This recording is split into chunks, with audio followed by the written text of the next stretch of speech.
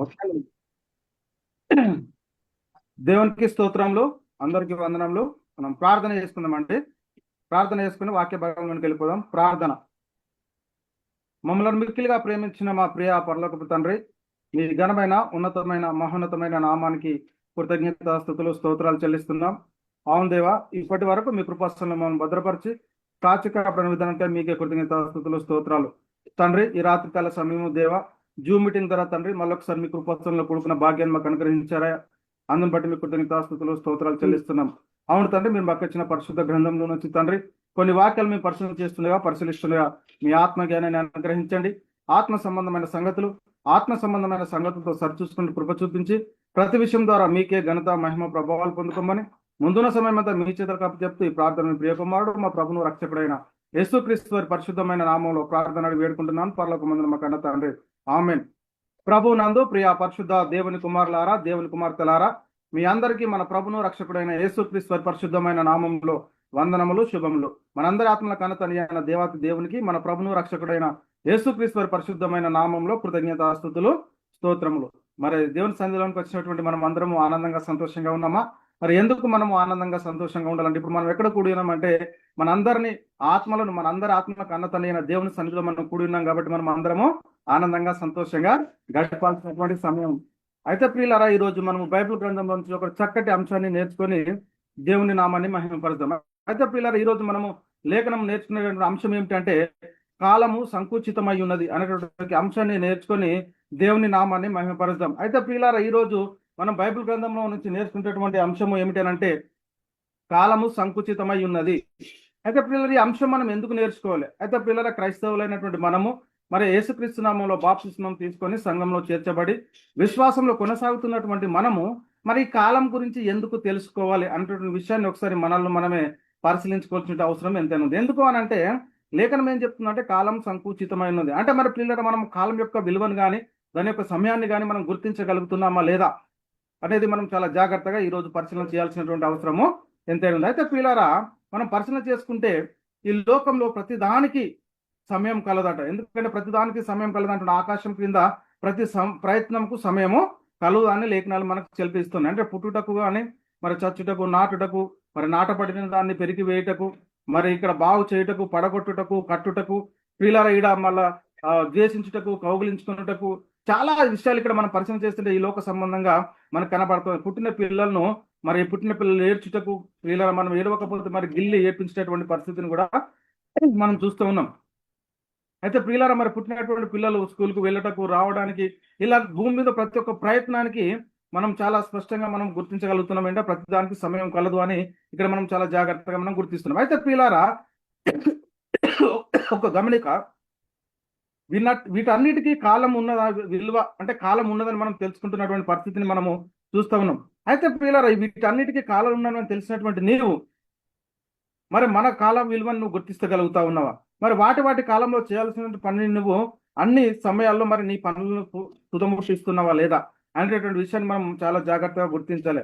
అంటే పిల్లలు, ఇక్కడ మనం పరిస్థితి చేస్తే అన్నిటికీ కాలం ఉన్నదని తెలిసిన నీవు మరి అన్నిటినీ వాటి కాలంలో చేయాలని తెలిసిన నీవు కొన్ని సమయాలను నిర్దేశిస్తూ నీ కాలాన్ని నీవు గుర్తించగలుగుతా ఉన్నావా?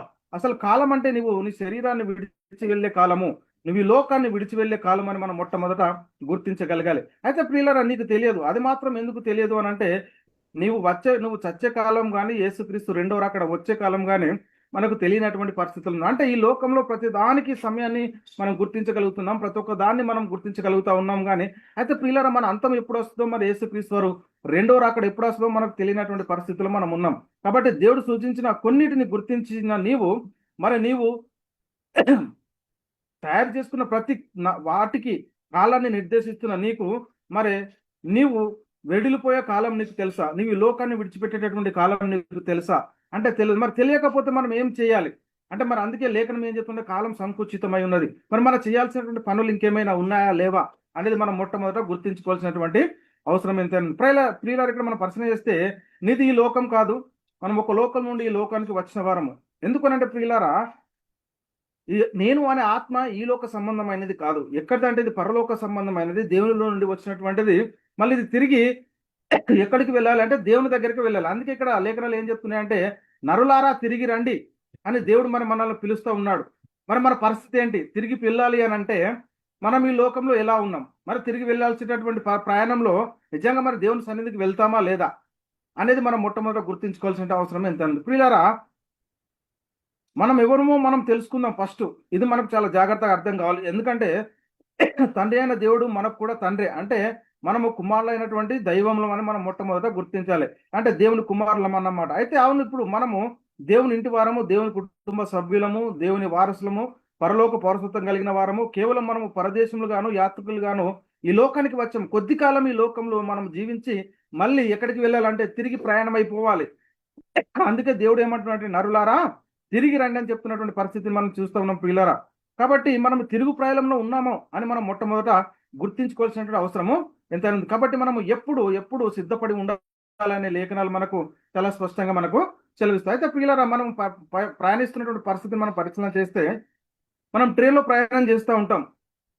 ఒక ఊరు నుండి ఇంకొక ఊరికి ప్రయాణం చేస్తున్నటువంటి మనము ఒక స్టేషన్ రాగానే మనం మనం దిగాల్సినటువంటి స్టేజ్ మనకు తెలుసు. కాబట్టి మనం ఏం చేస్తామంటే ముందే మన సామాన్లని డోర్ దగ్గరికి తెచ్చుకొని పెట్టుకుంటాం. ఎందుకంటే మనం వచ్చేటటువంటి మనం దిగాల్సినటువంటి స్టేజీ వచ్చేసిందని. కాబట్టి పిల్లలు ఇక్కడ మనం పరిశీలన చేసుకుంటే మరి మన పరలోక ప్రయాణంలో మనము ఎప్పుడు దిగాలో ఎక్కడ దిగాలో మనకు తెలియదు. కనుక నువ్వు ఎల్లప్పుడు ఎలా ఉండాలట, సిద్ధంగా ఉండాలి. ఎందుకు అంటే మనము ఈ దేహాన్ని విడిచిపెట్టే కాలం మనకు తెలియదు. యేసుక్రీస్తు రెండో రాకడ కూడా మనకు తెలియదు. అయితే ప్రియులారా, మనం పరిశీలన చేసుకుంటే మరి నేడు అనబడు సమయం ఉండగానే మనం ఎప్పుడు ఏం చేయాలట, సిద్ధపడి ఉండాలి అని లేఖనాలు మనకు చాలా స్పష్టంగా తెలుస్తున్నాయి. చాలా మంది అనుకుంటున్నారు, నాకు ఉద్యోగం ఉంది, నాకు పదవి ఉంది, నాకు ఆస్తి ఉంది, మెడలు ఉన్నాయి, మిద్దెలు ఉన్నాయి, నేను ఇంత సంపాదించాను అంత సంపాదించాను, నేను ఎవరికి కూడా భయపడను అని చెప్తున్నటువంటి పరిస్థితిని మనము చూస్తూ ఉన్నాం. కానీ ప్రియులారా, మనము ఎంత సంపాదించినా ఏం చేసినా ఈ లోకంలో దేనికి అంటే శరీరానికి మాత్రమే సంపాదించినటువంటి ప్రతి ఒక్క పైసా కానీ దేనికోసం అని అంటే ఈ శరీరానికి మాత్రం, కానీ నేను అనబడుతున్నటువంటి ఆత్మకు కాదు అని మనం మొట్టమొదట గుర్తించుకోవాలి. అయితే ప్రియులారా, నీది కానిది, నీ వెంట రానిది, ఈ మట్టిలో కలిసేదానికి, ఈ మట్టిలో కలిసేది ఏదైతే ఉందో దానికోసమే నువ్వు ఇంత ప్రయత్న పడతా ఉంటే మరి మనమై ఉన్నటువంటి ఆత్మ కోసం మనము ఎంత ప్రయత్నం చేస్తూ ఉన్నాము అనేది మొట్టమొదట మనల్ని మనమే గుర్తించుకోవాల్సినటువంటి అవసరం ఎంతైనా ఉంది ప్రియులారా. వాస్తవమైన జీవము మరి స్థిరమైనటువంటి కళను సంపాదించుకోవడానికి మనం ప్రయత్నం పడుతున్నామా లేదా అని మొట్టమొదట మనల్ని మనం ఒకసారి గుర్తించుకోవాలి. కాబట్టి ప్రియులారా, మనకి ఎందుకు తెలియట్లేదు, ఎందుకు ఈ కాలాల్లో మనము గుర్తించట్లేదు అంటే దీనికి కారణము అసలు నీవెవరో నీకు తెలియదు. అంటే నువ్వు ఏ లోకం నుండి ఈ లోకానికి వచ్చావో నీకు తెలియనటువంటి పరిస్థితిలో చాలా మంది ఉన్నారు. అందుకే నీవు వచ్చిన చోటుకు తిరిగి వెళ్ళే ప్రయత్నం చేయట్లేదు. చాలా మందికి అర్థం కావట్లేదు, మనం ఈ లోకంలోనే జీవించిన తర్వాత మళ్ళీ మనం ప్రయాణమై వెళ్ళేటటువంటి లోకం ఉంది, మనం ఈ లోకానికి యాత్రలు గాను పరదేశులు గాను ఈ లోకానికి వచ్చామని గుర్తించినటువంటి పరిస్థితులు అనేక మంది ఉన్నారని మనం మొట్టమొదట గుర్తించాలి. అయితే ప్రియులారా, మరి రేపు ఏం సంభవించినో మనకు తెలియనటువంటి పరిస్థితిలో ఉన్నాము. కాలం సంకుచితమై ఉన్నది, ఈ లోక నటన గతించుచున్నది, ఇక కాలం బహు కొంచెముగా ఉన్నది. మరి వచ్చేవాడు అంటే యేసుక్రీస్తు ఆలస్యం చేసేటటువంటి పరిస్థితి లేదు. కాబట్టి ప్రియులారా, లేఖనం ఏం చెప్తుంటే, ఇదిగో న్యాయాధిపతి వాకిట నిలిచి ఉన్నాడు, అనుకూల సమయంలో నీ మోరు ఆలకించి తిని రక్షణ దినమందు నిన్ను ఆదుకుంటుని అని ఆయన చెప్తున్నాడు కదా. ఇదిగో ఇప్పుడే మిక్కిలి అనుకూలమైనటువంటి సమయము, ఇదిగో ఇదే రక్షణ దినము.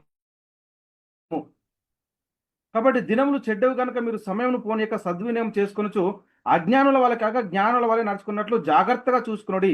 మనం ఈ జీవితకాలం మట్టికి మనం క్రీస్తునందు నిరీక్షించిన వారం అయిన ఎడల మనుషులందరికంటే దౌర్భాగ్యం అవుదామని మరి లేఖనాలు చదివిస్తున్నటువంటి పరిస్థితిని మనం చూస్తూ ఉన్నాం. కాబట్టి మరి కాలము సంకుచితమై ఉన్నది, మనం తిరిగి మనం వచ్చినటువంటి దేశానికి వెళ్ళాలి. దేవుడు చెప్తున్నాడు, నరులారా తిరిగి రండి అంటున్నాడు.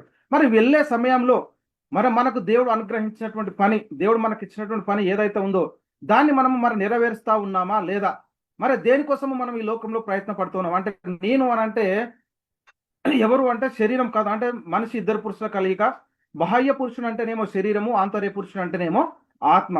అయితే ప్రియులారా, మరి నేను అనే ఆత్మకి లోకంలో దేవుడు మనకి ఇచ్చినటువంటి పని ఏంటి అనేది మనం మొట్టమొదట గుర్తించాల్సినటువంటి అవసరం ఎంతైనా ఉంది. కాబట్టి ప్రియులారా, ఈ కాలం విలువ మనం గుర్తించగలుగుతున్నాం. దేవుడు సూచించిన ప్రతి దానికి దాని యొక్క కాలం విలువ తెలుసు, కానీ మనిషికి తెలియట్లేదు. ఎందుకంటే దేవుడు నాకు ఇచ్చిన ఈ ఆయుష్కాలంలో మనం చేయవలసినటువంటి పని ఏంటి, అసలు మనం చేయకపోతే పోయిన కాలాన్ని వెనక్కి తీసుకురాగలుగుతామా? ఈ లోకంలో డబ్బు పోయినా, ఆస్తి పోయినా, బంగ్లాలు పోయినా, భూములు పోయినా వాటిని తిరిగి ఏదో విధంగా సంపాదిస్తాం. కానీ వెడిలిపోయినటువంటి కాలాన్ని మళ్ళీ తిరిగి మనం తీసుకొచ్చేటటువంటి పరిస్థితి ఉందా అంటే ఎంత మాత్రం లేదు అని లేఖనాలు మనకు సెలవిస్తున్నాయి. కాబట్టి పిల్లలు, అందుకే ఇక్కడ మనము లేఖనాన్ని పరిశీలన చేస్తే కొరింథీయులకు రాసిన మొదటి పత్రిక 7వ అధ్యాయము 29వ వచనంలో, సహోదరులారా నేను చెప్పుద మీద ఏమనగా కాలము సంకుచితమై ఉన్నదంటున్నా.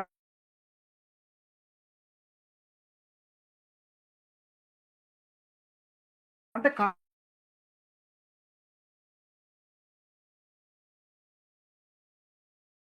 కాలం సంకుచితత ఎప్పుడో మనకు తెలియదు. మరి తెలియనటువంటి పరిస్థితుల్లో మనలో కడగబడినటువంటి మనము మరి సావార్థిక సంఘం మనకు ఇచ్చినటువంటి పనిని మనం నెరవేరుస్తా ఉన్నామా? వాక్యాన్ని ప్రకటిస్తా ఉన్నామా? ప్రియులారా, అనేక మందిని అగ్నిలో నుండి లాగినట్టు లాగుతా ఉన్నామా? వాక్యాన్ని ప్రకటించాలి, అనేక మందిని అగ్నిలో నుండి లాగినట్టు లాగాలి. మనం నేర్చుకున్నటువంటి ఈ సత్యాన్ని అనేకులకు తెలియజేయాలి. సహోదరులను ప్రేమించాలి. అంటే ఒక ఆత్మను నిత్య నరకంలో నుండి తప్పించాలి. అంతే తప్ప నీకున్నటువంటి ఆస్తిని ఇవ్వడం కాదు సహోదరులను ప్రేమించడం అంటే. ఒక ఆత్మను నిత్య అగ్ని గుండం నుండి రక్షించడం అని మనం మొట్టమొదట గుర్తించుకోవాలి. అయితే ప్రియులు, ఇక్కడ మనం పరిశీలన చేస్తే హెబ్రీయులకు రాసిన పత్రిక 10:30లో కూడా, ఇక కాలము బహు కొంచెముగా ఉన్నది, వచ్చువాడు ఆలస్యం చేయక వచ్చుచున్నాడు. మరి వస్తే నీ పరిస్థితి ఏంటి? మరి సిగ్గులేని ముఖాలతో ప్రభువును ఎదుర్కొనేటటువంటి ఆ విశ్వాసం మనలో ఉన్నదా? దేవుడు ఇచ్చినటువంటి పనిని సంపూర్ణంగా మనం నెరవేర్చామా లేదా? మన పనిని మనకి ఎంతైతే స్తోమత ఉందో ఆ స్తోమత తగ్గినటువంటి పని మనం ఈ లోకంలో మరి జరిగిస్తున్నామా లేదా అనేది మొట్టమొదట ఒకసారి మనల్ని మనమే పరిశీలన చేసుకోవాలి. అందుకే పిల్లల కాలము సమాప్తమై ఉన్నదట. చాలా జాగ్రత్తగా మనం ఆలోచించాలి. ఇక్కడ ప్రకటన గ్రంథం 22:10 చెప్తున్నాడు, మరియు అతడు నాతో ఇలాగూ చెప్పాను, ఈ గ్రంథమందున ప్రవచన వాక్యంలో ముద్ర వేయవలదు, కాలము సమాప్తమై ఉన్నది, అంటే సమీపమై ఉన్నది అంటున్నా. అంటే ఈ కాలం సమీపమై ఉన్నది. మరి ఎప్పుడు తెలియదు మనకు. ఎప్పుడో ఈ కాలము అంటే క్రీస్తు రెండవ రాకడ ఎప్పుడు మనకు తెలియనటువంటి పరిస్థితుల్లో ఉన్నాము. ఎందుకంటే ఇదిగో న్యాయాధిపతి వాకిట నిలిచి ఉన్నాడట. యాకోబు పత్రిక 5వ అధ్యాయం 8-9 వచనం మనం పరిశీలిస్తే, ప్రభు రాక సమీపించుచున్నది గనక మీరును ఓపిక కలిగి ఉండుడి, మీ హృదయంలో స్థిరపరచుకొనుడి. సహోదరులారా, మీరు తీర్పు పొందకుండా నిమిత్తము ఒకరి మీద ఒకడు సనగకుడు, ఇదిగో న్యాయాధిపతి వాకిట నిలిచి ఉన్నాడు. అంటే పిల్లలు, ఇక్కడ మనం పరిశీలన చేసుకుంటే ఎందుకు ఈ దేవుడు ఈ లేఖనం ద్వారా మనతో మాట్లాడుతూ ఉన్నాడు? ఎందుకు కాలం సంకుచితమై ఉన్నది? మరి ఎందుకు వచ్చువాడు ఆలస్యం చేయట్లేదు? ఎందుకు న్యాయాధిపతి వాకిట నిలిచి ఉన్నాడు? అంటే పిల్లలు, మనకు తెలియనటువంటి పరిస్థితిలో మనం ఉన్నాము. అంటే మనం విశ్వాసులమని మనం అనుకుంటున్నాము, కానీ ఆ విశ్వాసానికి తగ్గ జీవితాన్ని మనం ఈ లోకంలో జీవిస్తున్నటువంటి పరిస్థితి లేదు. ఖాళీ పేరు పెట్టుకుంటున్నాము, పైకి మాత్రము ప్రభు అంటున్నాం, కానీ మనం లోపల అయితే వెచ్చగలేము, అయితే చల్లగలేము, నునువెచ్చగా ఉన్నటువంటి పరిస్థితిని మనము ఈ లోకంలో చూస్తూ ఉన్నాం. ఏంటి మన పరిస్థితి ఏంటి? మరి ఇలా ఉంటే క్రీస్తు రెండో అక్కడ వచ్చినప్పుడు మరి ఆయన ఏమంటున్నాడు? ప్రభు అని పిలిచి ప్రతివాడు పరలోక రాజ్యంలో ప్రవేశించాడు, కానీ మరి తన చిత్తాన్ని నెరవేర్చాలని చెప్తున్నాడు. కాబట్టి మరి వెచ్చగానైనా ఉండాలి, లేకపోతే ఉంటే వెచ్చగానైనా ఉండాలి, లేకపోతే చల్లగానైనా ఉండాలి, లేకపోతే నులివెచ్చకుంటే నేను ఉమ్మి వేస్తానని చెప్తున్నటువంటి పరిస్థితిని కూడా మనం చూస్తూ ఉన్నాం. విశ్వాసాలని పేరు పెట్టుకుంటున్నారు, కానీ చేసేదంతా భ్రష్టత్వము, చాలా భయంకరమైనటువంటి పరిస్థితుల్లో మనకు కనబడతా ఉంది ఈ లోకము. ఎలాంటి పరిస్థితుల్లో ఉన్నామో ఒకసారి మనల్ని మనమే పరిశీలన చేసుకోవాలి. కొరింథీయులకు రాసిన 2వ పత్రిక 6వ అధ్యాయం 2-3 వచనాలు మనం పరిశీలన చేస్తే ప్రియులారు, ఇక్కడ అనుకూల సమయం మందు నీ మొర ఆలకించి తిని, రక్షణ దినమందు నిన్ను ఆదుకుంటుని అని ఆయన చెప్పుచున్నాడు కదా. ఇదిగో ఇప్పుడే మిక్కిలి అనుకూలమైన సమయము, ఇదిగో ఇదే రక్షణ దినము. మరి మన పరిస్థితి ఎలా ఉంది? ఇక్కడైనా మార్పు పొందుదామా లేదా? ఇంకా మన పరిస్థితిని మనం చక్కబెట్టుకుందామా? లేక మరి ప్రభు రాకడ వస్తే నీ గతి ఏమైతుందో ఒకసారి ఆలోచన చేయి. ఎలాంటి పరిస్థితిలో ఉన్నావు నువ్వు? ఒకసారి మనల్ని మనం పరిశీలన చేసుకోవాల్సిన అవసరం ఎంతైనా ఉంది. మీరు కాలం నెరిగి నిద్ర మేలుకున్న వేలే అని తెలుసుకోండి లేఖనాలు చెలవిస్తూ ఉన్నాయి. ఏంటట? కాలము నెరగాలి. ఎందుకు కాలం నెరగాలని చెప్తా ఉన్నాడు? ఎందుకు కాలాన్ని ఎరగకపోతే మరి ఎలాంటి పరిస్థితులు ఎదురవుతాయి అనేది మనం తెలుసుకోవాలి. ధనవంతుడి లాజరు విషయంలో మనం పరిశీలన చేస్తే పిల్లారా, కాలంను గుర్తించాడా ధనవంతుడు? గుర్తించలేడు. చనిపోతే కనురెప్పపాటు సమయంలో ఎక్కడికి వెళ్ళాడంటే నిత్య నరకములో అగ్ని గుండంలో కాలుతున్నటువంటి పరిస్థితిని మనం చూస్తూ ఉన్నాం. అందుకే ప్రియులారా, కాలం నెరగాల్సినటువంటి పరిస్థితి మనము ఎంతైనా ఉంది. అందుకే చెప్తున్నటువంటి లేఖనం ఏమిటంటే రోమీయులకు రాసిన పత్రిక, అపోస్తలుడైన పౌలు గారు రోమీయులకు రాసిన పత్రిక 13వ అధ్యాయం 11వ వచనంలో, మరియు మీరు కాలం నెరిగి నిద్ర మేలుకున్న వేళ అయినదని తెలుసుకొని అలాగు చేయుడి. మనం విశ్వాసం అయినప్పటికంటే ఇప్పుడు రక్షణ మనకు మరీ సమీపంగా ఉంది. అంటే విశ్వాసం అయినప్పటికీ, అంటే మనము విశ్వాసం అయినమంటే మరి రక్షణ పొందామా లేదా? అంటే రక్షణ పొందితేనే కదా మన విశ్వాసం. మరి అందుకే ఇక్కడ ఏం చెప్తుంది, మరి కాలం నెరిగి నిద్ర మేలుకున్న వేళ అయినదట. ఎవరికి నిద్ర మేలుకునేవారు? యేసుక్రీస్తు రెండో రాకడలో వచ్చేటటువంటి వారు ఎవరు అనేది మనం మొట్టమొదట గుర్తించాలి. వారు నిద్ర మేలుకునే వేళ అయినదంట. నిద్రిస్తున్నటువంటి నీతిమంతులు యేసుక్రీస్తు రెండో రాకడ వచ్చినప్పుడు క్రీస్తు కూడా ఆయనతో వెంట వచ్చేటటువంటి వారు. మరి వాళ్ళు నిద్ర మేలుకునే వేళ అయినదని చెప్తున్నటువంటి పరిస్థితి. అంటే క్రీస్తు రెండో రాకడ ఎప్పుడో మనకు తెలియదు. కాబట్టి మరి మనం ఎలా ఉండాలి, ఈ లోకంలో ఎలా జీవించాలి అనేది మనం మొట్టమొదటి ఒకసారి గుర్తుంచుకోవాలి. అందుకే మీరు కాలం పెరిగి నిద్ర మేలుకునే వేలైనని తెలుసుకొని అలాగూ చేయుడి. మనం విశ్వాసమైనప్పటికంటే ఇప్పుడు రక్షణ మనకు మరీ సమీపంగా ఉంది. క్రీస్తు రాకడ ఎప్పుడో తెలియదు. కాబట్టి పిల్లల మన పరిస్థితి ఎలా ఉంది, మన విశ్వాస జీవితం ఎలా ఉంది, ఒకసారి మనల్ని మనమే పరిశీలన చేసుకోవాలి. అందుకే మీరు సమయం పోనీయక సద్వినియోగం చేసుకుంటూ మరి ఏం చెప్తున్నట్టు అజ్ఞానుల వల్ల కాక జ్ఞానుల వల్ల నడుచుకున్నాడు అని జాగ్రత్తగా చూసుకోవడం చెప్తున్నటువంటి లేఖనాలను కూడా మనము చూస్తున్న పిల్లల దేవుడు వాక్యంతో మనల్ని హెచ్చరిస్తూ ఉంటాడు. హెచ్చరిస్తున్నటువంటి పరిస్థితిని కూడా మనం చెప్పుకుంటున్నాం. విశ్వాసులమే, నేను క్రైస్తవునే, నేను ప్రభు రక్తంలో కడగబడ్డాను అని చెప్తా ఉన్నావు. కానీ రక్షణ పొందిన నీ జీవితానికి, రక్షణ పొందక ముందు ఉన్నటువంటి ఈ జీవితానికి ఏమి కూడా వ్యత్యాసం ఈ రోజు చాలా మందిలో కనబడట్లేదు ప్రియులారా. ఎందుకు అనంటే దేవుని యొక్క చిత్తాన్ని మరిచి తమ స్వకీయ ఉద్దేశాన్ని మరి జరిగిస్తూ ఉన్నారు. కానీ దేవుని యొక్క చిత్తానికి లోబడినటువంటి పరిస్థితిని మనం ఈ లోకంలో చాలా గుర్తించగలుగుతా ఉన్నాం. ఇక్కడ ఎఫెసీయులకు రాసిన పత్రిక, అపోస్తలుడైన పౌలు గారు ఎఫెసీయులకు రాసిన పత్రిక 5వ అధ్యాయం 15వ వచనంలో, దినములు చెడ్డవి గనక మీరు సమయమును పోనీయక సద్వినియోగం చేసుకొనుచు అజ్ఞానుల వలె కాక జ్ఞానుల వలె నడుచుకున్నట్లు జాగ్రత్తగా చూసుకోమంటుండండి. ఎందుకు అజ్ఞానుల వలె కాక మనం జ్ఞానుల వలె నడుచుకోవాలి అంటే ఇక్కడ మనం చాలా జాగ్రత్తగా మనం పరిశీలన చేయాలి. ఈ లోక సంబంధమైనటువంటి జ్ఞానము, ఈ లోక సంబంధమైన జ్ఞానం ఏంటిదంటే దేవుడు వెర్రితనంగా చేశాడు. మరి ఈ లోక సంబంధమైన జ్ఞానం ఉంటే సరిపోదు, దేవుని యొక్క జ్ఞానం కావాలి మనం. కాబట్టి దేవుని యొక్క చిత్తాన్ని మనం పూర్ణంగా గ్రహించిన వారమై ఉండాలి. ఒకసారి చాలా జాగ్రత్తగా, మన జ్ఞానం ఉందని చెప్పుకుంటే లాభం లేదండి. జ్ఞానం ఉందని చెప్పుకుంటే లాభం లేనటువంటి పరిస్థితులు మనం ఉన్నాము. కాబట్టి ఒకసారి ఆలోచన చేయండి. ఎందుకు అనంటే ఈ లోకంలో చాలా భయంకరమైన పరిస్థితులు రాబోతా ఉన్నాయి ప్రియులారా. ఈ లోకములో ఎప్పుడు మనము శాశ్వతం కాదు, ఎప్పుడు మన అంతం మనకు తెలియదు. క్రీస్తు రెండో రాక ఎప్పుడో మనకు తెలియదు. కాబట్టి దేవుడు మనకు ఇచ్చినటువంటి పనిని మనం సంపూర్ణంగా భూమి మీద నెరవేర్చాలి. ఆయనను సిగ్గులేని ముఖాలతో మనం ఎదుర్కోవాలంటే మన విశ్వాసం ఆయనకు తగినట్లుగా ఉండాల్సినటువంటి పరిస్థితి ఎంతైనా ఉంది. కాబట్టి ప్రియులారా, తీర్పు దేవుని ఇంటి యొద్ద ఆరంభమవు కాలము వచ్చి ఉన్నదంటాడు. ఒకసారి ఆలోచన చేస్తే ఎంత భయంకరం. ఒకసారి లేఖనాన్ని చదివితే మనకు భయం కలగాలి. ఏంటంటే ఇక్కడ పేతురు గారు రాసిన మొదటి పత్రిక 4:15లో, తీర్పు దేవుని ఇంటి యొద్ద ఆరంభమవు కాలము వచ్చి ఉన్నది, అది మన యొద్దనే ఆరంభమైతే దేవుని సువార్తకు అవిధేయులైన వారి గతి ఏమవునని చెప్తున్నటువంటి పరిస్థితిని మనం ఇక్కడ చూస్తూ ఉన్నాం ప్రియులారా. సువార్తకు అవిధేయులైన వారి యొక్క గతి ఒకసారి ఆలోచన చేయండి. తీర్పు దేవుని ఇంటి వద్ద ఆరంభం కాలం వచ్చి ఉన్నది, అది మన యొద్దనే ఆరంభం అయితే మరి మన పరిస్థితి ఒకసారి ఆలోచన చేయండి. ఒకసారి ఆలోచించి అవిధేయులైన వారి యొక్క గతి ఏంటి? దేవుడు మనకు తెలుసు అంటే మనకు సరిపోదు. ఆయన మనల్ని గుర్తించాలి, ఆయన పనిని మనము జరిగించాలి ప్రియులారా. కాబట్టి ప్రతి సంగతిని విమర్శ సమయం కలదు. ఈ లోకంలో ప్రతి సమస్యకు, ప్రతి సంగతికి విమర్శ జరుగుతూ ఉంటే పరిస్థితిని మనం చూస్తూ ఉన్నాం. ఏ సమయంలో జరగాల్సినటువంటి తీర్పు జరుగుతుంది, కానీ మనకు తెలియనటువంటి పరిస్థితిలో చూస్తూ ఉన్నాం ప్రియులారా. ఇక ప్రసంగి గ్రంథము 8:6లో మనం పరిశీలన చేస్తే, ప్రతి సంగతిని విమర్శించు సమయము ఏర్పరచబడి ఉన్నది, లేనిడల మనుషులు చేయి కీడు బహుభారమవునని చెప్తున్నటువంటి పరిస్థితి మనం చూస్తూ ఉన్నాం. ప్రతి ఒక్క దానికి మనం ఈ భూమి మీద ఈ శరీరంతో జరిగించినటువంటి ప్రతి ఒక్క దానికి లెక్క అప్ప చెప్పాల్సినటువంటి సమయము ఆసన్నమై ఉన్నది. నీ ప్రవర్తనను దిద్దుకో.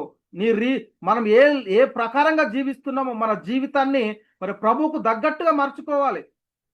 నేను పేరు పెట్టుకుంటే సరిపోదు. ఈరోజు సమయం లేదు, మనకు సమయం లేదు. గబగబా వెళ్తా ఉంటున్నాం. సమయం లేదండి, ఒక్క నిమిషం కూడా సమయం లేదండి. ప్రభు వాక్యానికి సమయం లేదు, దేవుని వాక్యాన్ని నేర్చుకున్నది ప్రకటించడానికి సమయం లేదు, ఇతరులతో పంచుకోవడానికి సమయం లేదు.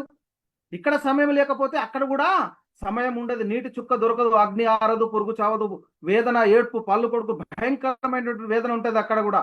కాబట్టి ఒకసారి ఆలోచన చేయండి. భూమి మీద జరిగిస్తున్నటువంటి ప్రతి పని లెక్కింపబడతా ఉంది. ఇక్కడ మనము శరీరంతో జరిగించినటువంటి ప్రతి ఒక్క పని దేవుడు చూస్తూ ఉన్నాడు. దేవునికి కడబడని సృష్టం ఏది లేదని చెప్తా ఉన్నాయి లేఖనాలు. మనం అనుకుంటున్నాం మనకు తెలియట్లేదులే, దేవుడు మనల్ని చూడట్లేదులే, మనం ఏం చేసినా ఏం కాదులే అని చెప్పుకుంటూ మళ్ళీ ఏం తెలియనటువంటి దేవుని సన్నిధిలో కూర్చుంటే ఏమి కూడా ప్రయోజనం లేదు. ఒకసారి ఆలోచన చేయండి, మనం చేస్తున్నటువంటి క్రియలేంటి? దేవుడు చూస్తూ ఊరుకుంటాడా? తగిన సమయమందు ప్రతి వారికి దేవుని సువార్త కవిదేలిన ప్రతి వారికి ప్రతిదండన సమయము ఆసన్నమై ఉన్నదని మనం మొట్టమొదట గుర్తించుకోవాల్సినటువంటి సమయం ఎంతైనా ఉంది ప్రియులారా. కాబట్టి చాలా జాగ్రత్తగా మనము దేవుని యొక్క వాక్యాన్ని మనం వింటున్నటువంటి పరిస్థితిని వినాలి. కాబట్టి ఈ భ్రష్టత్వం మొదటి శతాబ్ద కాలంలోనే ఏర్పడ్డది. సంఘంలో ఉన్నట్లు మనకు చాలా స్పష్టంగా లేఖనాలు కనబడతా ఉన్నాయి. సాతాను సంఘంలో ప్రవేశించి వాడు ఏం చేస్తున్నాడంటే చెరుపుతా ఉన్నాడు. వాక్యాన్ని నేర్చుకొని వాక్యానికి విధేయులైన వారిని కూడా వాక్యాన్ని ప్రకటింపనీయకుండా సాతాను అనేకమైనటువంటి భ్రష్టత్వాన్ని సంఘంలోనికి తీసుకొచ్చాడండి. చాలా జాగ్రత్తగా మనం ఈరోజు పరిశీలన చేయాలి. ఏంటంటే విన్న వారిని కూడా, ప్రభుతో సహవాసం కలిగి వారు జీవిస్తున్న వారిని కూడా వాడు ఏం చేస్తా ఉన్నాడంటే ప్రభువులో లేని భ్రష్టులుగా చేస్తా ఉన్నాడు. వాడు హెచ్చించుకునేలాగా చేస్తా ఉన్నాడు. నీకంటే గొప్పవాడు ఎవరు లేడు, నువ్వు లేకపోతే ఏది కూడా నడవది, కాబట్టి నువ్వు హెచ్చించుకో అని చెబుతూ అనేక మందిని భ్రష్టత్వం వైపు నడిపిస్తూ మరి సాతానుగాడు జోరుపైపోయాడు. ఇప్పుడు కాదండి, మొదటి శతాబ్ద కాలంలో. ఎలా మనకు తెలుసు అంటే ఇక్కడ చెప్తా ఉన్నాడు అపొస్తలుడైన పౌలు గారు తీతుకు రాసిన మొదటి పత్రిక 16లో, దేవుణ్ణి ఎరుగుదుమని వారు చెప్పుకొందురు గాని అసహ్యులను అవిధేయులను ప్రతి సత్కార్య విషయమే భ్రష్టులై ఉండి తమ క్రియల వలన ఆయనను ఎరగమన్నట్టున్నారు. చూడండి పిల్లరా, ప్రతి సత్కార్య విషయంలో భ్రష్టులు, దేవుని విషయంలో కాదు, సత్కార్యం చేయట్లేదు అంటే భ్రష్టత్వంలోనికి నడిపిస్తున్నారు అనేక మందిని. అంటే వీళ్ళు దేవుని ఎరుగుదామని చెప్పుకుంటారు, కానీ వీళ్ళు చేసే క్రియలన్నీ అసహించుకునేలాగా ఉన్నాయి. వీళ్ళు ఏంటట, అసహ్యులను అవిధేయులను ప్రతి సత్కార్య విషయమే భ్రష్టులై ఉండి తమ క్రియల వలన ఆయనను ఎరగమన్నట్టున్నారు. కాబట్టి ఈరోజు మన విశ్వాస జీవితం ఎలా ఉంది? మనం ఎలా మనము క్రీస్తులో కట్టుకుంటున్నాము? ఎందుకు పేరు పెట్టుకుంటున్నాము? తగిన క్రియలు ఫలించాలి. మనము విశ్వాసానికి తగిన క్రియలు ఫలింపకపోతే దేవుడు మనల్ని ఇష్టపడతాడండి? ఆలోచన చేయండి, ఎలాంటి పరిస్థితుల్లో మనం ఉన్నాము. కాబట్టి చాలా జాగ్రత్తగా మనం పరిశీలన చేయాలి. అందుకే పౌలు గారు చెప్తా ఉన్నారు ఏంటంటే, నేను వెళ్ళిపోయిన తర్వాత క్రూరమైన తోడేళ్ళు మీలో ప్రవేశించిన నాకు తెలియను. ఎందుకు అని అంటే వారు మనతోనే ఉంటారు. యేసుక్రీస్తు వారితో కూడా 12 మంది శిష్యులు ఉన్నారు, అందులో ఒకడు సాతాను. అంటే దేవుని యొక్క పని ఎక్కడైతే జరుగుతూ ఉంటుందో అక్కడ వీడు చూస్తూ ఉంటాడు. సాతాను గాడు ఏ విధం చేతనైనా ఎవరి విధం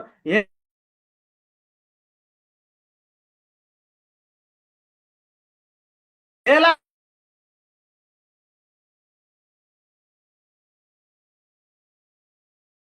ఎలాగైనా వీరిని ప్రభులో లేకుండా భ్రష్టత్వం అప్పని చూస్తూ అనేక మంది ప్రభుతో కలిసి ఉండకుండా మన దగ్గర ఉంది, ప్రకటించాలని తెలుసు, కానీ ప్రకటింపకుండా చేస్తూ ఉంటాడు. విన్న వాక్యం మన హృదయంలో ఉన్నది. ఏంటండి? వాక్యం మన హృదయంలో ఉంది. వాక్యం మనకు తెలుసు, సత్యం మీద మనకు తెలుసు, అసత్యం మీద మనకు తెలుసు. తెలిసి ఉన్నా కానీ మళ్ళీ ఏం చేస్తూ ఉంటాడంటే దాన్ని ప్రకటింపకుండా, వారితో సహవాసం కలిగి ఉండకుండా సాతాను ఏం చేస్తాడు? భ్రష్టత్వానికి అప్పగిస్తూ ఉంటాడు, వారిని లాక్కెళ్తా ఉంటాడు వారి వైపు. చాలా జాగ్రత్తగా ఒకసారి ఆలోచన చేయండి. అందుకే పౌలు ఏం చెప్తున్నాడు?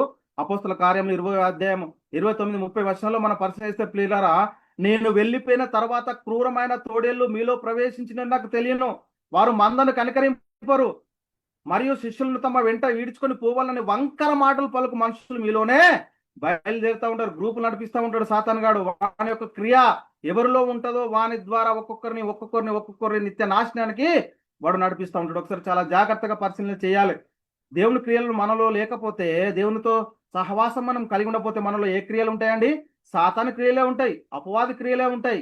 కాబట్టి సత్యానికి అవిధేయులైతేటటువంటి పరిస్థితి, సత్యానికి విరుద్ధంగా నడిచేటటువంటి పరిస్థితిని మనం ఈ లోకంలో చూస్తూ ఉన్నాం. కాబట్టి పిల్లల కాలం సంకుచితమైన ఉన్నది, ప్రతి ఒక్క దానికి లెక్క అప్ప చెప్పాల్సినటువంటి సమయం ఆసన్నమై ఉన్నది. కాబట్టి ఆలోచన చేయండి, మనం ఎలాంటి పరిస్థితుల్లో ఈ లోకంలో ఉన్నాం ఈరోజు.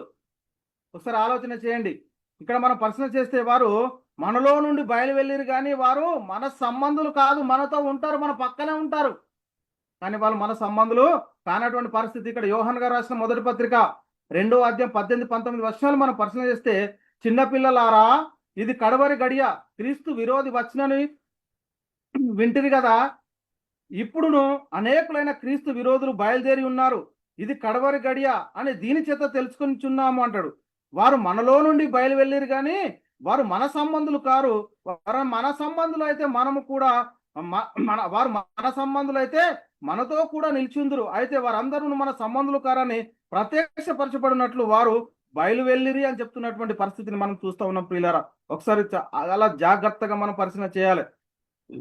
ఎందుకు అంటే ప్రియులారా, మనతో ఉంటూ మనతోనే ఉన్నట్టు కనిపిస్తారు, కానీ వారు మన సంబంధులు కాదు. యేసుక్రీస్తు ఇస్కరియోతు యూదా ఉన్నాడా? ఉన్నాడు. ఎప్పటి వరకు ఉన్నాడు? సమయం కోసం వెయిట్ చేస్తా ఉన్నాడు. అప్పగించేశాడు 30 వెండి నాణాలకు. అంటే వీడు ఏం చేస్తూ ఉంటాడంటే మనతోనే ఉంటాడు, కానీ ఆయన పని జరిగించకుండా చేస్తూ ఉంటాడు. వాడు మనతోనే ఉంటాడు, మనతోనే వింటాడు, అన్ని మనతోనే చేస్తాడు, కానీ మన సంబంధి కాదు. వాడు పక్కకి వెళ్ళిపోతూ ఉంటాడు. కాబట్టి అలాంటి వారిని గమనించాలి అని లేఖనాలు చెలవిస్తా ఉన్నాయి ఇక్కడ. అందుకే ఇక్కడ ఏమంటారంటే అట్టివారు సంఘంలో ఉంటారు, క్రైస్తవులుగా చెలామణి అవుతా ఉన్నారు, కానీ వారి జీవితం అంతా ఎలా ఉందండి? ఎక్కడ ఉంది? వాళ్ళ జీవితం అంతా భ్రష్టత్వం వైపు ఉంది. కాబట్టి ప్రియులరా, మనం చాలా జాగ్రత్తగా మనం పరిశీలన చేయాలి. క్రీస్తు రెండవ రాకడలో మన క్రియలకు ప్రతిఫలం ఉందని మనం మొట్టమొదట గుర్తించాల్సినటువంటి సమయం ఆసన్నమై ఉన్నది. కాబట్టి పరిశీలన చేయండి. ఇది మనకు అర్థం అవుటకు యేసుక్రీస్తు చెప్పిన ఒక ఉపమానాన్ని కూడా మనము పరిశీలన చేయాల్సిన అవసరం ఏంటంటే, కాబట్టి పిల్లలు ఎందుకంటే కోతకాలం వరకు రెండింటిని కలిసి ఎదగని ఈడు అంటాడు. ఎందుకు అనంటే గురుగులు గోధుమలు ఒకేసారి వెదుగుతా ఉన్నాయట. వెదుగుతా ఉంటే మనం అనుకుంటా ఉంటాము, ఈ అనీతి మంతులకు తీర్పు జరగట్లేదేంటి? దేవుడు ఇంత నీచులను కూడా ఎలా ఈ లోకంలో బ్రతకనిస్తా ఉన్నాడని మనం అనుకుంటాం, కానీ ప్రతి ఒక్క దానికి సమయం ఉన్నది. ప్రతి ఒక్క దానికి సమయం ఉన్నది. ఆ సమయం వచ్చినప్పుడు దేవుని యొక్క క్రియ అనేది జరుగుతుంది. ఇక్కడ మనం యేసుక్రీస్తు వారు ఒక ఉపమానం చెప్పాడు. ఏంటి అంటే ఇక్కడ మత్తయి సువార్త 13:27-30 మనం పరిశీలన చేస్తే, అప్పుడు ఇంటి యజమానుని దాసులు అతని యొద్దకు వచ్చి, నువ్వు పొలంలో మంచి విత్తనములు విత్తితివి కదా, అందులో గురుగులు లెక్క నుండి వచ్చినని అడిగిరి. యజమాని అడిగితే, ఇది శత్రువు చేసిన పని అని అతడు వారితో చెప్పగా, ఆ దాసులు, మేము వెళ్ళి వాటిని పెరికి కూర్చడం నీకు ఇష్టమా అని అతను అడిగిరి. అందుకు అతడు, వద్దు, గురుగులను పెరుగుచుండగా వాటితో కూడా ఒకవేళ గోధుమలను పెళ్ళగింతురు, కోతకాలం వరకు రెండిటిని కలిసి ఎదగనీయుడి. కోతకాలమందు గురుగులు ముందుగా కూర్చి వాటిని కాల్చివేయటకు కట్టలు కట్టి గోధుమలను నా కొట్టులో చేర్చి పెట్టుడని కోతగాండ్లతో చెప్పుదునా నేను. అంటే ఇక్కడ మనము ఏమర్థమైంది అంటే, నీతిమంతులు ఈ లోకంలో ఎదుగుతా ఉన్నారు. మనము అనుకున్న విధంగా వెంటనే వారికి శిక్ష అనేది రాదు ఎప్పుడు. అందుకే ఇక్కడ చెప్తున్నాడు, గోధుమలలో ఈ గురుగులు ఎక్కడి నుంచి వచ్చాయంటే సాతాను క్రియ, సాతాను విత్తాడు. మరి వాళ్ళు వీటిని పిరికేస్తే అంటే వీటితో పాటు మంచి కూడా పెరిగిపోతాయి. కాబట్టి సమయం వచ్చేంత వరకు వెయిట్ చేయాలి. వెయిట్ చేసిన తర్వాత కోతకాలం వరకు రెండింటిని కలిసి ఎదగనీయుడి. కోతకాలం ముందు గురుగులను ముందుగా కూర్చి వాటిని కాల్చివేయాలని చెప్తున్నటువంటి పరిస్థితి మనం చూస్తూ ఉన్నాం. అందుకే ఇక్కడ నీతిమంతులు అనీతిమంతులు, మాకు ఇప్పుడు అనీతిమంతులు మాకు ఏం కలగట్లేదులే, మేము చేసింది ఎవరు చూడట్లేదులే, మేము ఏది చేసినా నడుస్తుంది కాబట్టి అని అనుకుంటున్నారు. కానీ కోతకాలం అప్పుడు వారి పరిస్థితి భయంకరమైనటువంటి పరిస్థితి. ఎందుకంటే అక్కడ అగ్ని ఆరదు, పురుగు చావదు, ఏడుపు పనులు కూడా ఒక నీటి చుక్క అయినట్టు దొరకనటువంటి పరిస్థితిలోనికి వెళ్ళిపోతారు. కాబట్టి ఆలోచన చేయండి, ప్రతి దానికి ప్రతి ఫలము అనేది లోకంలో మనం శరీరంతో జరిగించిన ప్రతి దానికి ప్రతి ఫలము అనుభవించక తప్పదు అని ఇక్కడ లేఖనాలు చాలా స్పష్టంగా మనకు తెలియజేస్తున్నాయి. కాబట్టి పిల్లల ప్రతి దానికి సమయం కలదు. ఆకాశం క్రింద ప్రతి ప్రయత్నంకు సమయం కలదని చెప్తున్నటువంటి పరిస్థితిని మనం చూస్తూ ఉన్నాం. ఇక్కడ ప్రసంగి గ్రంథము 3:1-10 ప్రతి దానికి సమయం కలదు, ఆకాశం క్రింద ప్రతి ప్రయత్నమునకును సమయం కలదని చెప్తున్నాడు. కాబట్టి పుట్టుటకు, చచ్చుటకు, నాటుటకు, నాటి దాన్ని పెరిగి వేయుటకు, నవ్వుటకు, ఏడ్చుటకు, దుఃఖించుటకు, కుప్ప వేయుటకు, పారవేయుటకు, వెతుకుటకు, పోగొట్టుకొనుటకు, చింపుటకు, కుట్టుటకు, ఇలా మనం పరిశీలన చేస్తే ప్రేమించుటకు, ద్వేషించుటకు, ప్రతి దానికి కష్టపడింది పోగొట్టుకున్నటకు, ఇలా మనం పరిశీలన చేస్తే ప్రియులారా ప్రతి దానికి లోకంలో సమయం కలదు. కాబట్టి నరులు అభ్యాసం పొందుతారని దేవుడు వారికి పెట్టి ఉన్నటువంటి కష్టానుభవం నేను చూసితనని చెప్తున్నటువంటి పరిస్థితిని కూడా మనం చూస్తా ఉన్నాం ప్రియులారా. కాబట్టి ఇక్కడ మనం చాలా జాగ్రత్తగా మనం పరిశీలన చేయాలి. దేనికి కూడా మనం ఈ లోకంలో జీవిస్తున్నటువంటి ప్రతి ఒక్క దానికి సమయం ఉంది, ఆ సమయానికి తగ్గట్టే తీర్పు కూడా ఉంది. మనం చేసినటువంటి ప్రతి దానికి క్రియ, ఆ ఫలము అనేది మనము అనుభవించాలని మనం మొట్టమొదట గుర్తించుకోవాలి. ఇక్కడ కీర్తనల గ్రంథము 90వ అధ్యాయం 3వ వచనంలో మనం పరిశీలన చేస్తే, నువ్వు మనుషులను మట్టికి మార్చుచున్నావో నరులారా తిరిగి రండి అని సెలవిచ్చుచున్నావు. అంటే దేవుడు పిలుస్తా ఉన్నాడు, నరులారా తిరిగి రండి అంటున్నాడు. ఈ లోకంలోకి వచ్చినటువంటి మనము పరదేశులు గాను, యాత్రికులు గాను వచ్చినటువంటి మనము ఈ లోకంలో కొద్ది కాలము జీవించి మళ్ళీ మనము ఎక్కడి నుంచి వచ్చామో అక్కడికి వెళ్ళాలి. మరి వెళ్ళాలి అని అంటే మన క్రియలు ఎలా ఉన్నాయి, మన పని ఎలా ఉంది, మన సమయాన్ని మరి దేవుని కోసం ఎంత మనకు వెచ్చిస్తున్నాం, దేవుడు ఇచ్చినటువంటి ఈ ఆయుష్కాలాన్ని, ఈ సమయాన్ని మనం దేవుని పనిలో ఎంత మట్టుకు ఉపయోగిస్తున్నాం, మన సమయాన్ని దొరికిన కొలది దేవుని యొక్క పనిని మనం చేస్తా ఉన్నామా లేక తప్పించుకుంటున్నామా? ఈ లోక సంబంధమైన ప్రతి దానికి మనకు సమయం దొరుకుతూ ఉంటది. ఏంటండి, ఈ లోక సంబంధంగా ప్రతి దానికి మనకు సమయం ఉంటది, కానీ దేవుని వాక్యం ప్రకటించడానికి సమయం లేదు, దేవుని వాక్యం వినడానికి సమయం లేదు, మరి పరిశుద్ధులతో సహవాసం కలిగి ఉండటానికి మనకు సమయం లేదు. ఎందుకు లేదు? ఇక్కడ లేకపోతే అక్కడ కూడా సమయం ఉండదు. ఆ ఏడ్పు, పళ్ళు కొరుకుడు, ఆ భయంకరమైన అగ్నిలో యుగ యుగాలు కాలేటటువంటి పరిస్థితి ఉంటుందని మనం మొట్టమొదట ఈ లోకంలో ఉండగానే మనం గుర్తించాలి. ధనవంతుడు అడుగుతా ఉన్నాడు, అయితే అయ్యా నాకు 5గురు సహోదరులు కలరు, వారు కూడా ఈ వేదనకరమైనటువంటి స్థలంలోకి రాకుండా ఈ లాజర్ని అక్కడికి పంపమంటే అక్కడ చెప్తా ఉన్నాడు అబ్రహాం గారు, అక్కడ మోషే ప్రవక్తలు ఉన్నారు, వారు చెప్పిన మాట వినాలే. దేవుని సేవకులు వాక్యాన్ని బోధిస్తూ ఉంటే అందులో ఉన్నటువంటి సత్యాన్ని గ్రహించి సత్యానికి అనుగుణంగా మార్చుకొని మన జీవితాన్ని దేవునికి ఇష్టంగా మనం మార్చుకోకపోతే అక్కడికి అయిన తర్వాత ఏం చేద్దామన్నా కూడా ఏం ప్రయోజనం లేదు. ఒకసారి ఆలోచన చేయండి. అందుకే పిల్లలు ఇక్కడ మనం చాలా జాగ్రత్త, నువ్వు మనుషులను మట్టికి మార్చుచున్నావు, నరులారా తిరిగి రండి నీవు సెలవిచ్చున్నావు అని చెప్తున్నటువంటి లేఖనాలను మనం చూస్తూ ఉన్నాం. కాబట్టి పిల్లారా, మనం ఈ లోకంలో మేము క్రైస్తవులం అండి అని చెప్పుకుంటున్నాము, మాకు దేవుడు తెలుసండి, మాకు క్రీస్తు తెలుసండి చెప్పుకుంటున్నాం, కానీ సమయం మాత్రం మనకు తెలియట్లేదు. అర్థమైందా అండి? మన సమయం మనకు తెలియట్లేదు. ఈ లోకంలో మనకు ఉన్నటువంటి సమయాన్ని మనం గుర్తించట్లేదు. మనం చేయాల్సినటువంటి పనికి ఈ పని ఏంటో మనం గుర్తించట్లేదు. దయ్యాలకు సమయం తెలిసిపోయిందండి, కానీ మనకు తెలుస్తా ఉందా? ఇక్కడ అదే చెప్తున్నాడు. ఇక్కడ మనం పరిశీలన చేస్తే అవి దయ్యం సాతాను ఏమంటున్నాడంటే, కాలము రాకముందే మమ్మల్ని బాధించకు ఇక్కడికి వచ్చితివా అని యేసుతో చెప్పుచు అవి కేకలు వేస్తూ ఉన్నటువంటి పరిస్థితిని మనం చూస్తూ ఉన్నాం. చూద్దాం ఇక్కడ మత్తయి సువార్త 8వ అధ్యాయం 28-29 వర్షాలు మనం పరిశీలన చేస్తే, ఆయన ఆదరణున్న గెరాసనీయుల దేశం చేరగా దయ్యములు పట్టిన 2 మనుషులు సమాధిలో నుండి బయలుదేరి ఆయనకు ఎదురుగా వచ్చిరి. వారు మిగిలిన ఉగ్రులైనందున ఎవడునూ ఆ మార్గంలో వెళ్ళలేకపోయారు. వారు, ఇదిగో దేవుని కుమారుడా, నీతో మాకేమి, కాలము రాక మునిపే మమ్మను బాధించకు ఇక్కడికి వచ్చితివా అని కేకలు వేశారు. ఏంటి, వీళ్ళు అక్కడికి పోతే వాళ్ళ పరిస్థితి ఏంటంటే ఏడుపు, పళ్ళు కొరుకుడు, కేకలు వేయటమే, ఇంకా వేరే పని ఏముండదు. అందుకే ఇక్కడ వాటికి తెలిసిపోయింది, యేసుక్రీస్తు ఇక్కడికి వచ్చాడు అని అంటే మమ్మల్ని ఎక్కడికి పంపిస్తాడు అంటే పాతాళ లోకంలో, ఆ నరకంలో మమ్మల్ని తోసేస్తాడని భయపడుతున్నటువంటి పరిస్థితిని మనం చూస్తూ ఉన్నాం. అందుకే వారు, ఇదిగో దేవుని కుమారుడా, నాతో మీకేమి, కాలము రాక మునిపే మమ్మల్ని బాధించకు ఇక్కడికి వచ్చితివా, ఇంకా మాకు కొద్ది సమయం ఉందే, ఆ సమయంలో మేము ఎంతో మందిని భ్రష్టులుగా చేయాలి, కాబట్టి సమయం రాకముందే మరి మా దగ్గరకు వచ్చావా అని కేకలు వేస్తున్నటువంటి పరిస్థితిని మనం చూస్తూ ఉన్నాం. వారు గుర్తించగలిగాయి యేసుక్రీస్తు రెండవ రాకడ వస్తే ఎంత భయంకరమైన పరిస్థితి ఉంటది అనేది వాటికి అర్థమై అవి కేకలు వేస్తా ఉన్నాయి. కానీ క్రీస్తు రెండవ రాకడ వస్తే మన పరిస్థితి ఏంటంటే మనకు అర్థం అవ్వట్లేదు. ఈరోజు క్రీస్తు రెండవ రాకడ లోకానికి వస్తే ఈ లోకంలో ఉన్నటువంటి వారి యొక్క పరిస్థితి ఏంటి ఒకసారి ఆలోచన చేయండి. జగత్తు పునాది వేయబడక మునుపు బంధింపబడినటువంటి అపవాది ఆదామవల దగ్గరికి వచ్చిన తర్వాత, దేవుడు తీర్పు చేసిన తర్వాత వాడు ఎక్కడికి వెళ్ళాలో వానికి అర్థమైపోయింది. ఆ ప్రభావం ఎంత భయంకరంగా ఉంటుందో వాడు రుచి చూశాడు. కాబట్టి యేసుక్రీస్తును బతిమాడుకుంటున్నటువంటి పరిస్థితిని మనం చూస్తూ ఉన్నాం ప్రియులారా. కాబట్టి ఇక్కడ మనం చాలా జాగ్రత్తగా మనం పరిశీలన చేయాలి. అపవాది తనకు సమయం కొంచెమైనా తెలుసుకొని వాడు బహు క్రోధం గలవాడే మీ యుద్ధకు దిగి వచ్చుచున్నాడు. ఎందుకు?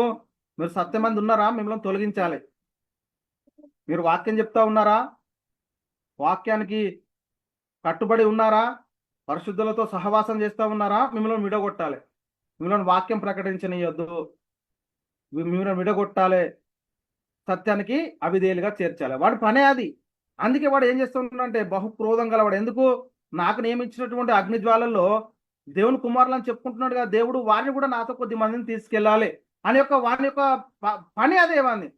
అందుకే చెరుపుతూ ఉన్నటువంటి పరిస్థితిని మనం చూస్తూ ఉన్నాం. ఇక్కడ ప్రకటన గ్రంథము 12వ అధ్యాయం 9-12 వచనంలో మనం పరిశీలన చేస్తే ఇక్కడ ఏమంటాడు? కాగా సర్వలోకంను మోసపుచ్చుతున్నాడు. వాడు మామూలుడు కాదు, సాతాను గాడు. వాడి పని ఏంటట? వాడు కాగా సర్వలోకమును మోసపుచ్చుచు అపవాదనియు సాతాను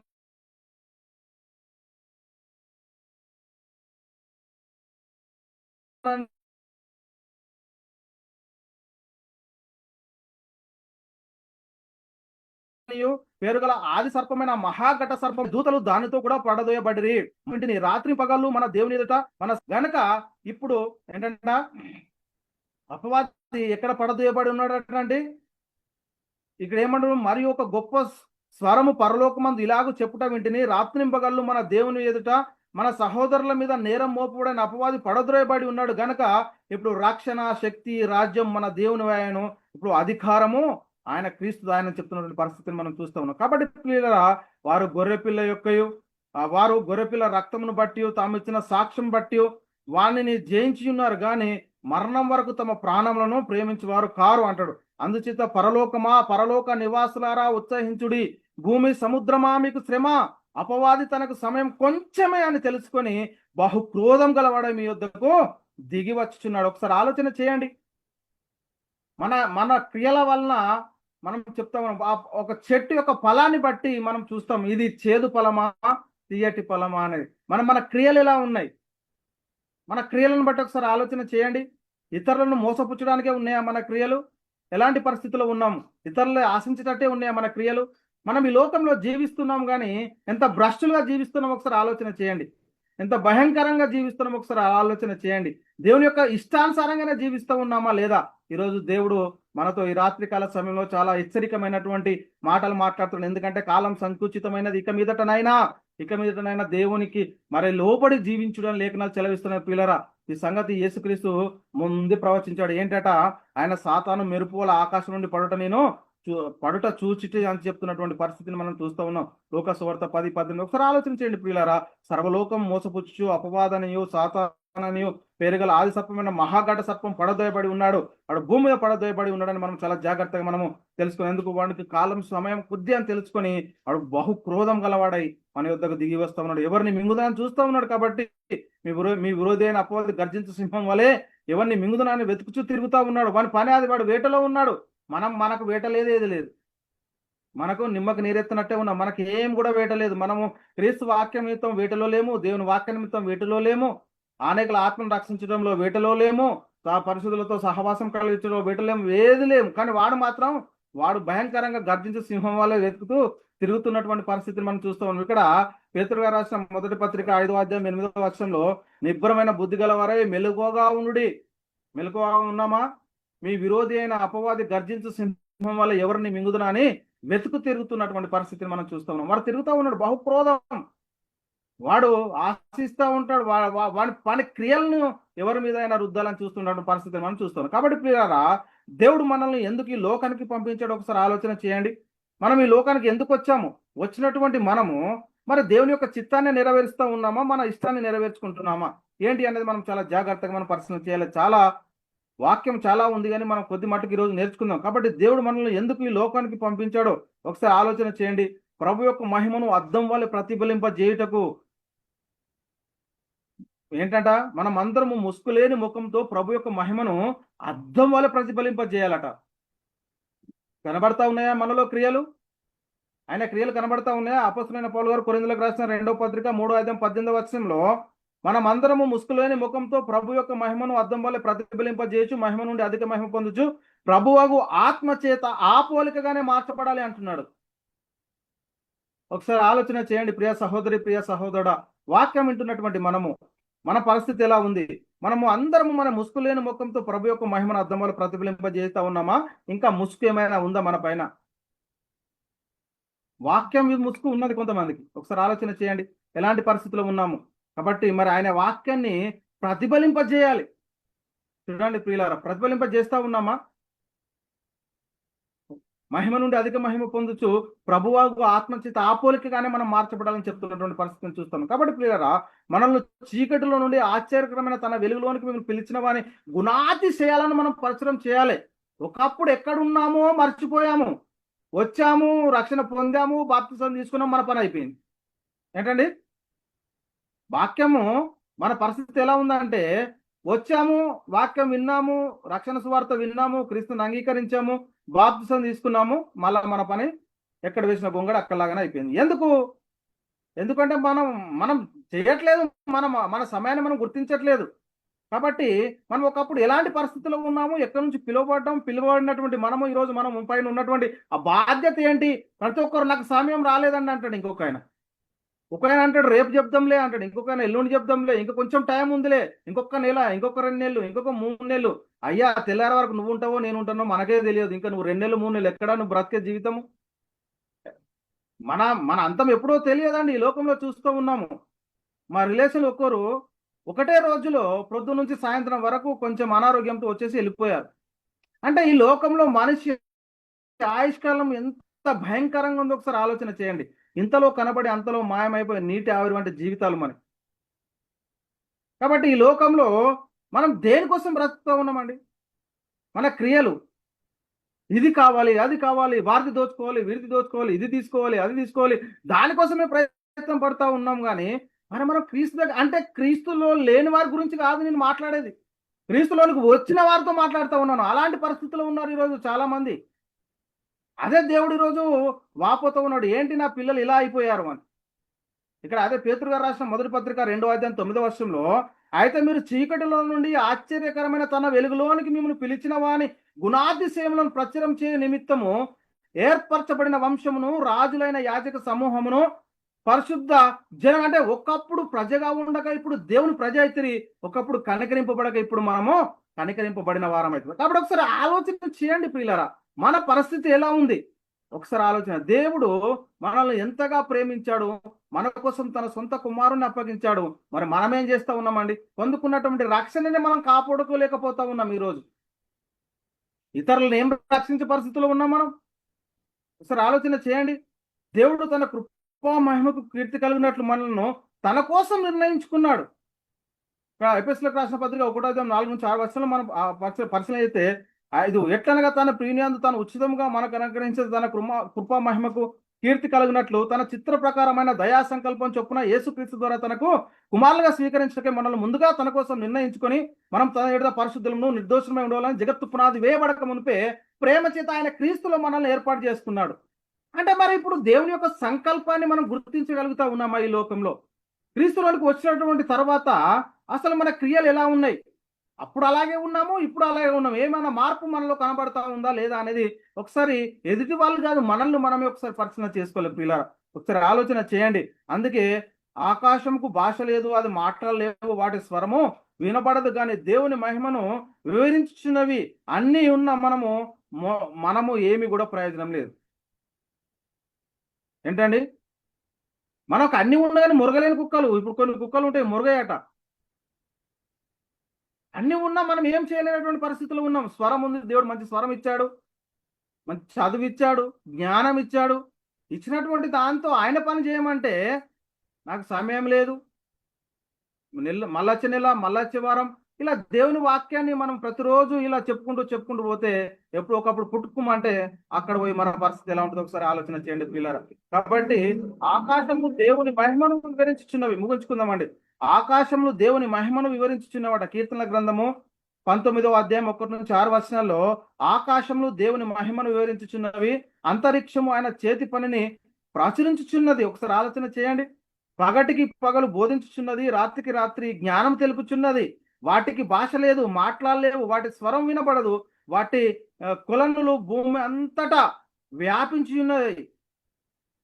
ఇక్కడ చెప్తున్నారు వ్యాపించి ఉన్నది అని చెప్తున్నారు. లోక దిగంతంలో వరకు వాటి ప్రకటనలు వెళ్ళుచున్నవి. వాటిలో ఆయన సూర్యునికి ఇక్కడ చూడండి వాటిలో ఆయన సూర్యునికి గుడారము వేసెను.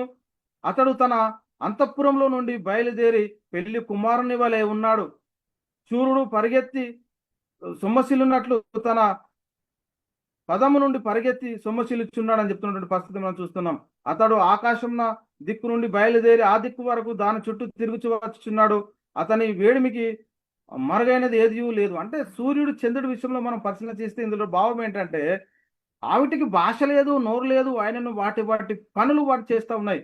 పగటికి పగలు బోధించున్నట్టు, రాత్రికి రాత్రి జ్ఞానం తెలుపుతున్నాయి. వాటికి దేవుడు ఏదైతే నిర్మించాడో, సూర్యుడికి చెప్పాడు నువ్వు పగట్లు, రాత్రికి చంద్రుడికి చెప్పాడు నువ్వు నైట్, మీరు రావాలి జ్యోతులు, మీరు ఈ 2 జ్యోతులు ప్రకాశించాలి. దేవుడు చెప్పినటువంటి పనిని అవి సంపూర్ణంగా నెరవేరుస్తూ ఉన్నాయి. ఎక్కడ కూడా ఒక రోజు కూడా మానట్లేదు. వావి చేసే పనులు వావి చేస్తూ ఉన్నాయి. కానీ మనకు చెప్పండి, మీరు సర్వలోకానికి వెళ్ళి సర్వసృష్టికి సువార్త ప్రకటించండి అంటే మరి మనం ఏం చేస్తా ఉన్నాం? మన పనిని తుదముట్టిస్తున్నామా లేదా? ఒకసారి ఆలోచన చేయండి. ఆయన అదృశ్య లక్ష్యములు అనగా ఆయన నిత్య శక్తి, దేవత్వమును, జగత్తుత్పత్తి మొదలుకొని సృష్టించబడిన వస్తువులు ఆలోచించడం వల్ల తెలియబడుచున్న దేని యొక్క సృష్టి ఎలా జరిగించబడింది, దేని యొక్క చిత్తాన్ని ఎలా నడుస్తా ఉన్నాయి కాబట్టి మనకు తెలియట్లేదు. కాబట్టి పిల్లలు ఎందుకనగా దేని గురించి తెలియదు. ఒకసారి ఆలోచన చేయండి, మన పరిస్థితి ఎలా ఉంది. అందుకే చెప్తున్నాడు, ముగించుకుందామని లాస్ట్ వచ్చినాము. చాలా ఉన్నాయి, మళ్ళీ ఒకసారి నేర్చుకునడానికి మనం ప్రయత్నం చేద్దాం.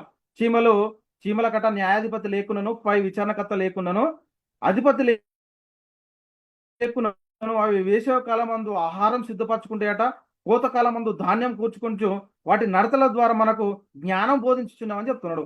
లాస్ట్ కత్తే మనుషులు ఎక్కడికి వెళ్ళిపోయారంటే చీమలను చూసి నేర్చుకునేటువంటి పరిస్థితికి వెళ్ళిపోయారు. ఎందుకంటే దేవుణ్ణి నమ్మట్లేదు, దేవుని యొక్క విశ్వాసాన్ని కొనసాగించేటటువంటి పరిస్థితిలో లేఖనం మాట్లాడుతుంది ఏంటి అని అంటే, నువ్వు చీమల నడతలను కనిపెట్టు, నువ్వు ఎలాంటి పరిస్థితిలో ఉన్నావు అని చెప్తున్నావు. ఇక్కడ సామెతల గ్రంథము 6వ అధ్యాయం 6 నుంచి 10 వచనాలు ముగించుకుందాం ఇది చదువుకొని. చీమలు ఇక్కడ మనం పరిశీలన చేసుకుంటే, సోమరి చీమల యొద్దకు వెళ్ళుము, వాటి నడతలు కనిపెట్టి జ్ఞానం తెచ్చుకొనుము, వాటికి న్యాయాధిపతి లేకున్నను, పై విచారణకర్త లేకున్నను, అధిపతి లేకున్నను, అవి వేసవ మందు ఆహారం సిద్ధపరచుకొనును, కోతకాలం మందు ధాన్యం కూర్చుకొనును.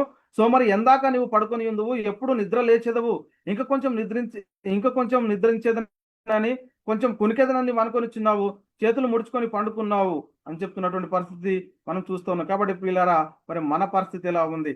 మరి మనము మన సమయంలో మనము చేయాల్సినటువంటి పనులు మనం సక్రమంగా చేస్తా ఉన్నామా?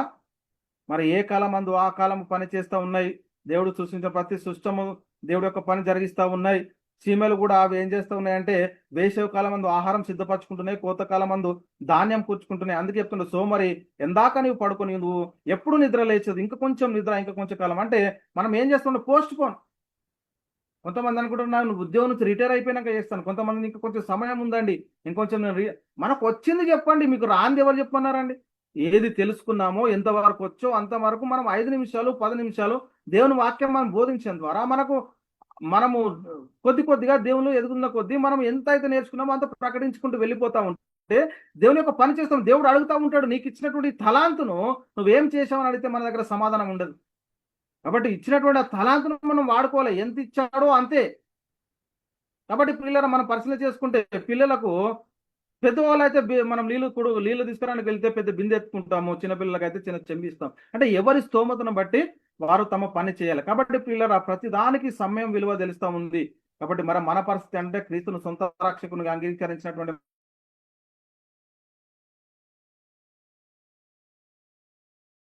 మనం